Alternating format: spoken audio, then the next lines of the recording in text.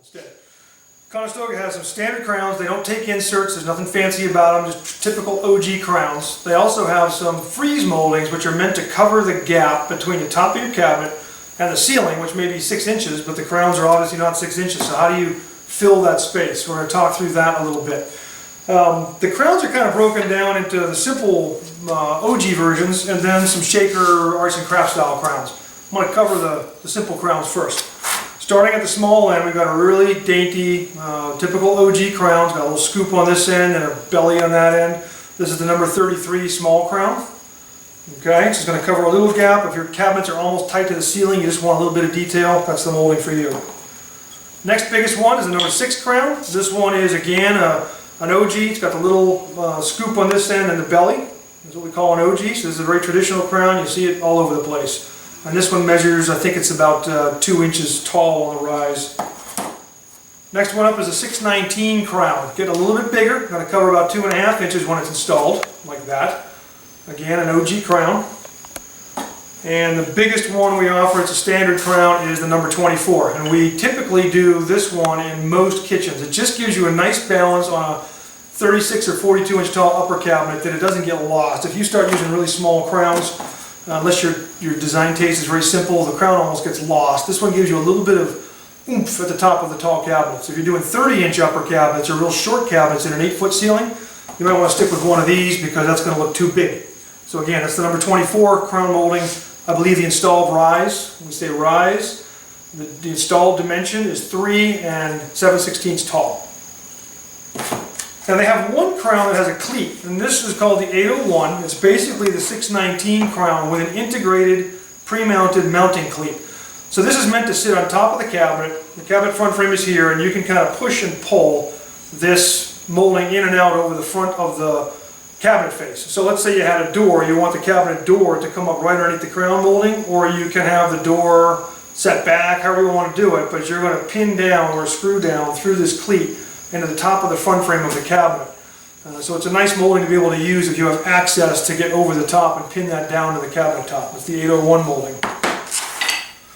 On the simple end, we've got just a cove crown, simple scoop cove crown.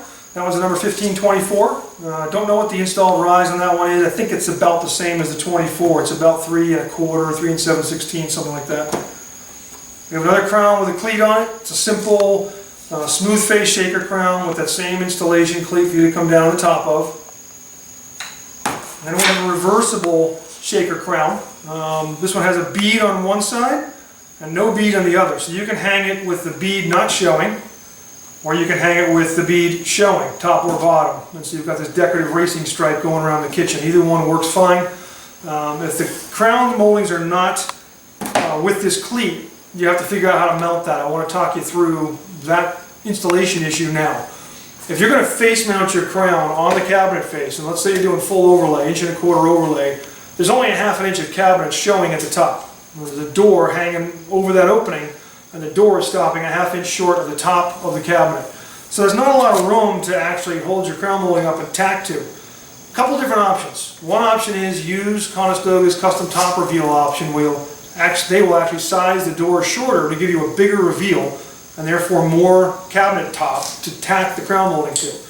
That's a custom top reveal option. You can specify that all the way up to 1 1/4 inches. So that would leave you 1 1/4 inches of wood to nail to. That may not help you if you are trying to use, let's say this crown molding has a 2 1/4 inch rise, but you're 3 1/2 inches from the ceiling. What are you going to do in that situation? This is probably the handiest molding trick I can give you. And that is to either use the 345 reversible freeze molding or any base molding that we offer. So let's just say you wanted a nice decorative delicate bead at the bottom. This is our number 381 beaded base. This would get mounted at the top of the cabinet.